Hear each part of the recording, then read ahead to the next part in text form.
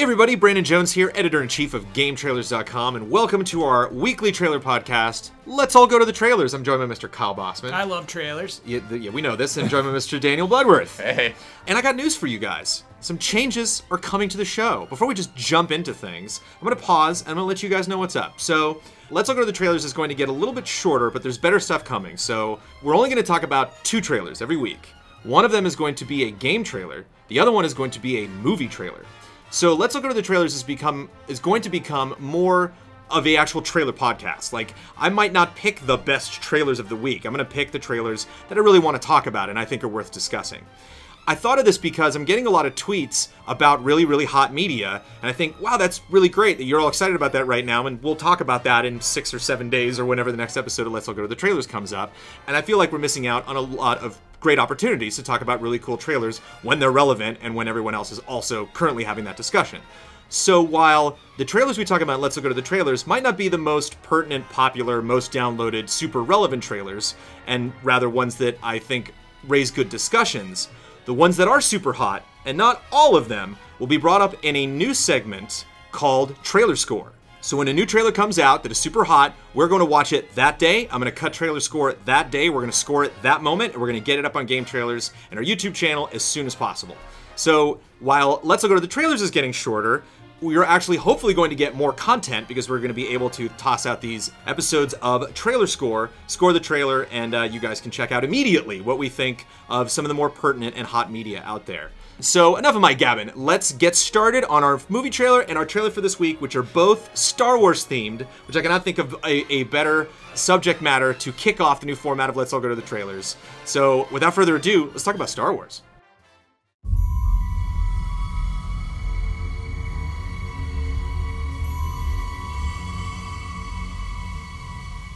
So I'd like to talk about the movie trailer first every week. And I like to talk about movie trailers too because I think there's a lot we can learn about game trailers when talking about movie trailers.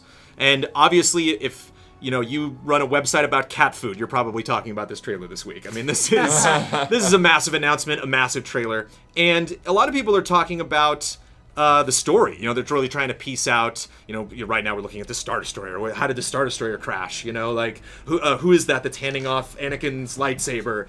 I want to talk about the trailer. I want to talk the actual trailer, and in relation to the first, or I should call it a teaser technically, because that's what J.J. Abrams is calling these. This is teaser 2. So the first trailer, I'm assuming, is going to have a lot more story exposition. So I want to talk about the construction of this teaser, and if it is better than the first teaser, if it's appropriate for this stage in this movie's advertising. We're not getting this film for another 6-7 months. And if we thought it was cool. What do you think, Kyle? Well, first of all, it is cool. We can say that at least. And so, basically, what people aren't seeing, if they are seeing this for the first time, maybe it's worth pausing this video and watching it. But the narration is heavy in this one, and that I think is very significant. In that you're hearing Luke Skywalker talk about the Force and his family. That is maybe more impactful than any of the visuals we see, which I think is pretty crazy. And so, yeah, it has a tone. It definitely feels dark. It feels serious. And, it makes Star Wars, I always like it. Makes it feel like an event. It wasn't an event. This trailer, the teaser feels like an event. And I think it shows good things. Mr. Bloodworth, what did you think? Star Wars! Yeah, well, yeah, I think it's, definitely interesting to see that, that first, slow reveal there because, it gives you this sense that, yeah, time has passed and the world has moved on and, okay, there's going to be something familiar here, but a lot has happened, and, there's going to be some catching up to do. Seeing something, dark, like Vader's skull, right away, is what in the world? Why is that even there? It is a really disturbing image. Yeah. It looks like you got hit by a Mack truck. It is creepy. And, of course, the big thing in the trailer that they do want to suggest is they want to raise all sorts of questions. It's every single shot you're looking at, it's why? Why? Why are we looking at, Vader's helmet? Who has it? Where are we? I think the first trailer very wisely made people confused. They threw lots of strange stuff at you. You were listening to a voice of a character you hadn't met before. You were looking at people that you didn't know. Lightsaber with 3 prongs. You were on a planet that we didn't know was a different planet. We assumed it was Tatooine, but we've learned now it's Jakku. I think this trailer goes directly for the feels. I mean, we hear Luke Skywalker, we see Han Solo, And I think the two are balanced very interestingly. You know, that like the first one, obviously there's a lot of mystery in this trailer, but that the first one really tried to, make people question kind of like, okay, where is this story going? And this one's like, okay, this one's for the fans. And it's interesting that you look on the official Star Wars channel, this has like 3 times the downloads of the first trailer. Oh, wow. Really? Yeah, surprisingly so. And I don't know if that's just in relation to when they decided to post it, or the fact that this came out during Star Wars Celebration, so maybe like everybody was watching it while they were there. I don't know. I kind of think that is the impact of showing Darth Vader's helmet and having Han Solo and Chewbacca in your trailer. Yeah, well, I mean, that's the thing. It's like you get the sense that this isn't just like some far off thing that it's not gonna have any relation to the past. Like no, like this is very directly continuing the story, and I think that's why it's so exciting. Is because you're actually you're not just here's another thing in some expanded Star Wars universe. It's like, no, this is characters that we know and we want to see what happens. To be perfectly honest, as a humongous Star Wars fan, Luke moved me way more than Han did.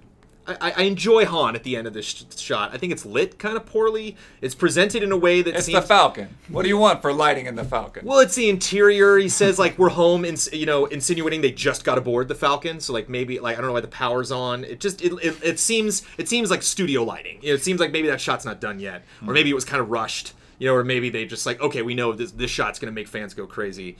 But that shot of Luke, I'm assuming Luke, putting his hand on R2-D2 ruined me. Because the big question is, one of the biggest questions is, how much is Han in this? How much is Leia in this? How much is Luke in this? Are we going to get a film where they're kind of passing on the torch to these new characters? Or are these characters still going to be extremely prominent throughout this story?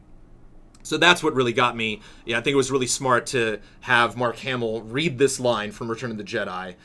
This line that, had relevance to Leia at the time, but now has relevance to question mark character, to whoever he's talking to, presumably his child. If he says, my father have it, I have it, now you have it. There are some throwaway shots in this trailer. There's a random shot of TIE fighters flying around. We see 2 shots of the female character whose name is completely escaping me. I'm sorry that I don't remember her name.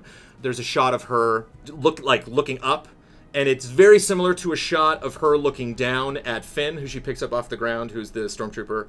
Maybe that seems like some kind of a reveal moment, but didn't really speak to me that much. 2 immediate shots of our Dark Jedi that we see swinging his lightsaber down, and then we see him spinning around and doing some kind of force push.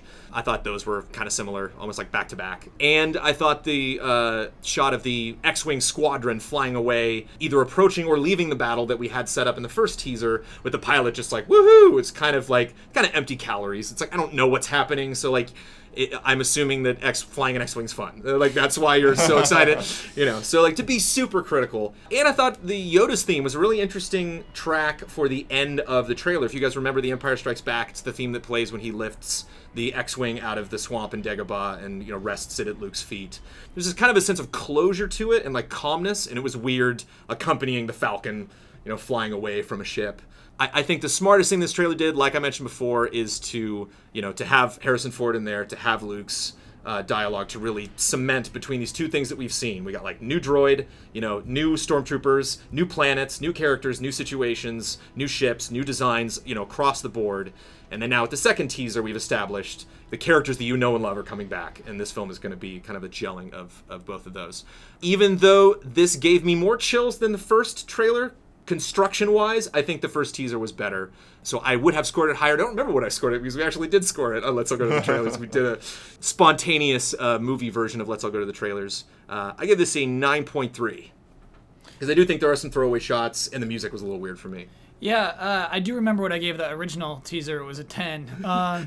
And it is better. You're right, Brandon. That was a better teaser, mostly because of the way that escalated. Each individual shot was perfect, and each individual shot revealed more than the last shot showed.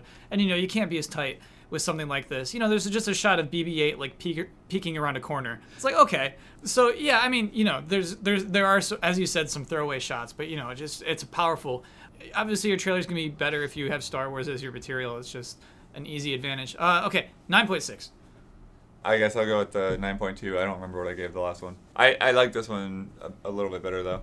The other one might have been better in terms of music, but with this, all of those different elements, the dialogue and stuff, And that's the other thing, too. I'm sure J.J. Abrams, of course, is listening to this, so I just want to pass on a special request for the next teaser. If we do get a teaser before we get a full trailer, if not, for the full trailer, dying for some new music. You know, there was just some points in both of these teasers where they kind of repurposed music from the old films. And as I mentioned with Yoda lifting the X-Wing out, like, that's just what my brain immediately goes to. And so when you're, like, pulling music from the old films and applying them to new scenes, it's really hard for me to forget the old scenes in relation to what you're doing now, unless you're specifically making a reference. I have a music question then, actually. So you hear this starts with an old theme, but then it's the piano. You hear that, like, yes. a piano chord hit. Is that new, or is that? That piano chord's new, and cool. That's a great touch. Yeah, I do like that. Thank you for bringing that up. Good trailer construction. Very, very force pumped. Can't wait.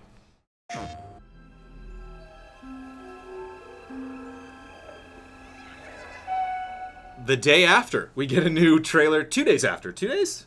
The day after, we get quote-unquote game engine footage of Star Wars Battlefront, which we got a little tease of before, but now we get an extended play session. I was fortunate enough to attend the Star Wars Celebration and see a full gameplay clip of somebody playing the sequence that you're looking at right now from Endor. Felt a little rehearsed, but I didn't have a problem with that because, you know, it's your own demo, so make it look as good as you want it to be. You don't last very long in Star Wars Battlefront, but this guy, you know, made it all the way through to the AT-AT at the end.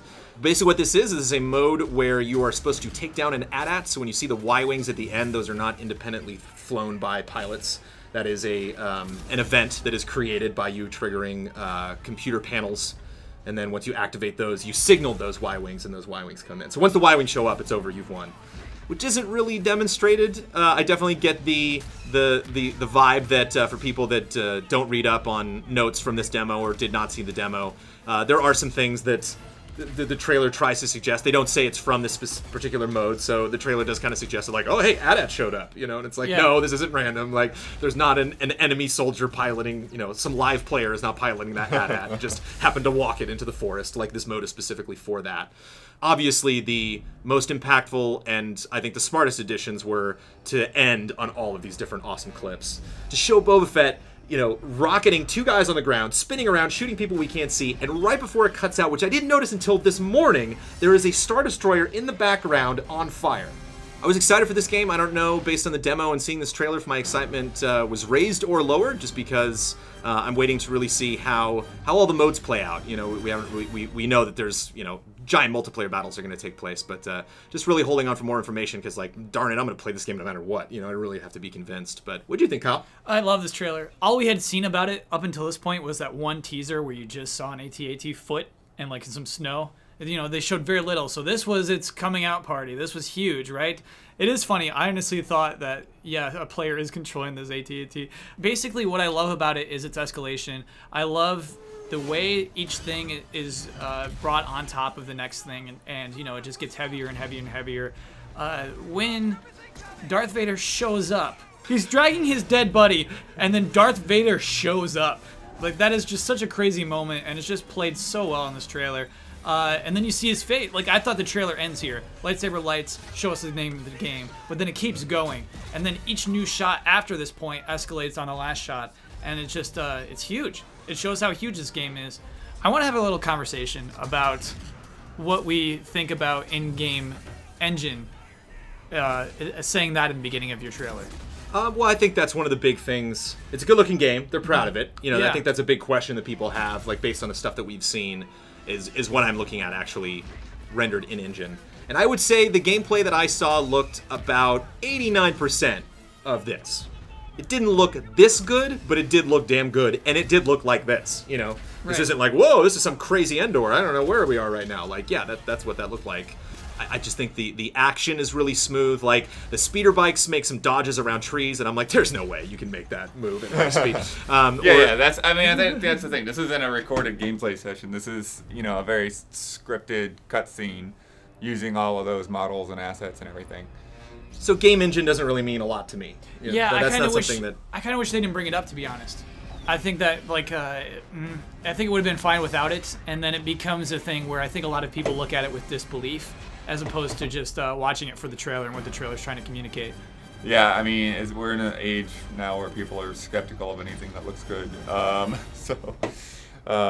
It's a tricky thing to do, you know, and I think if yeah, I think if you're wanting to show that your game is, you know, an engine, then at some point in that video you should actually show the gameplay.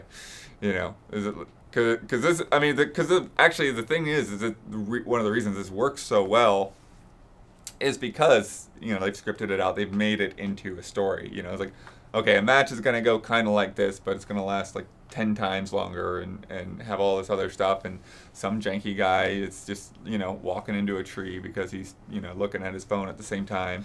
You know, it's like you want to hype it up, but at the same time it's I'll come back when you actually show us the game.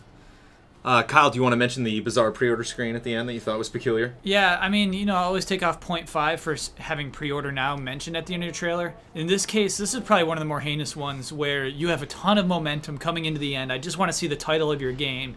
And instead, it's like a weird kind of hard transition into watch this other video and pre-order now. It's like the title itself doesn't hold value. It's like, Yeah. it's like almost like trailer producers think they're like, oh, by the time you get to the title, the trailer's over. Like, no, that title's huge. You need to hold on that. Yeah. You know, like right. the compared to the theatrical trailer. See, we're doing it. We're already making comparisons between game trailers and movie trailers. It's working. Yes. Every time we've seen The Force Awakens, we get Star Wars, and then the letters separate, and The Force Awakens appears in the middle. Like, you take time to really absorb. Like, wow, what did I just see? Yeah. Han and Chewie were on the Falcon. Oh my God! You know, and then it just kind of. Star Wars first, and then the title, you know, slowly fades in. Yeah, and here we're just kind of rushed out the door and like, go pre-order now, pre-order now. Yeah, you're right. That it is good to put this back to a movie trailer. The trailer itself is not rushed. I think the trailer's the perfect length. I love all the stuff that they throw at you at the end. I love that one of the things they were definitely selling when they talked about the demo was that you can play in first person and third person. We get a super quick, tiny taste of that in the X-Wing going through the canyon, where we start in the cockpit and then we go out in this like seamless shot. They introduce Vader, so it's like, you know, heroes confirmed. Not only heroes confirmed, but a Jedi. So it's like, okay, your mind goes wandering, like, well, Vader's in it, is Obi-Wan in it, is Luke in it, or what Luke? Is it young Luke? Is it old Luke? So, and showing Boba Fett, I think, was a perfect thing, because obviously Boba Fett is one of those heroes. Yeah. And, you know, he's airborne, flying over everybody, so like, okay, well, that's his special ability. We don't even see Vader do anything, actually, in this trailer. He's just kind of suggested, so awesome to, like, present Vader, and like you said, you thought the trailer was over, and it's like, if you can do that, and then put all of these things on top of it, you know, they've teased Hoth before, we saw that, but now we actually see a little bit of Hoth in action, and then finish with just giant, massive shot of course, you know, X-Wings versus TIE Fighters, which you can imagine, but then the Falcon comes sweeping into the side. So it's like, is the Falcon the hero ship? How does the Falcon happen? Does one person, is it like the monster in the Evolve, where it's like one person, everybody just queues up for the Falcon and one guy gets it? Or the only thing that irks me a little bit about this trailer, like I said, and it's interesting that I have this perspective, that like I actually did see the demo, is I think that is presented in a way that is disingenuous of what the actual mode is in the game. And I think they very intentionally picked a mode where you just run in, kill the AT-AT. Like you said, makes it seem like a story. And so maybe a little context there, maybe setting that up, or I don't know. It just seems it's a good thing to set up a story, and at the same time, it's a little weird because that actually isn't the way the game will be played, and it's weird to see characters move in a way that they won't, you know, like at 2 points in the trailer, like you see characters like, oh, what's this? And look behind them, and it's like, I'm not going to do that. You know? I'm always going to have my gun up, you know? Yeah. And so the question is, like, do I want to see something in-engine when this is the big gameplay reveal, or do it just get in there? Do I want to actually see gameplay? Like, what I saw was like, oh, it wasn't like, oh, I see why that's behind closed doors. It's like, why didn't everybody see that, you know? 8.9. Almost a 9er. For me, this was a 9.8, and then, of course, reduced to a 9.3. Just to me, almost a perfect trailer. I mean, obviously it's getting Star Wars points for being Star Wars, but if you look at how this trailer is directed, it's just paced so well, escalates so well. Everything I love to see in a trailer, and also I think very unique. One thing we didn't really talk about was like the chatter that you can hear the rebels chattering with each other, like communicating, and that's something you don't really see in the movies so much, and so it kind of lends itself interestingly of just like. These are rebels in a war. Like, yeah, they're Ewoks being goofballs with some logs, but there are people whose life is on the line here, and I kind of like that in terms of making it a war game. I'm cool with that, big time. Yeah, I guess I'll just go with a flat 9. I think it does a really good job of making the game exciting, and yet still kind of showing off like these little touches. The guy with the little bubble shield and things like that of, you know the game is going to play differently, but you still have a good sense of how this is going to kind of play out in a way. Yeah, getting a glimpse of, okay, it's not just this, you know, and here's this area and that area and so on. And so I think it works out pretty well. So there it is, folks. Let's all go to the trailers. No Let's Watch, no other trailer suggestions. You're on your own in the wild west of trailers. I suggest watching all of them. But as I mentioned, hopefully we'll be bringing some trailer score episodes to you so you can get some single serving episodes of Let's All Go to the Trailers. And of course, we'll be back next Monday with a new episode. Thanks, guys. Bye, everybody.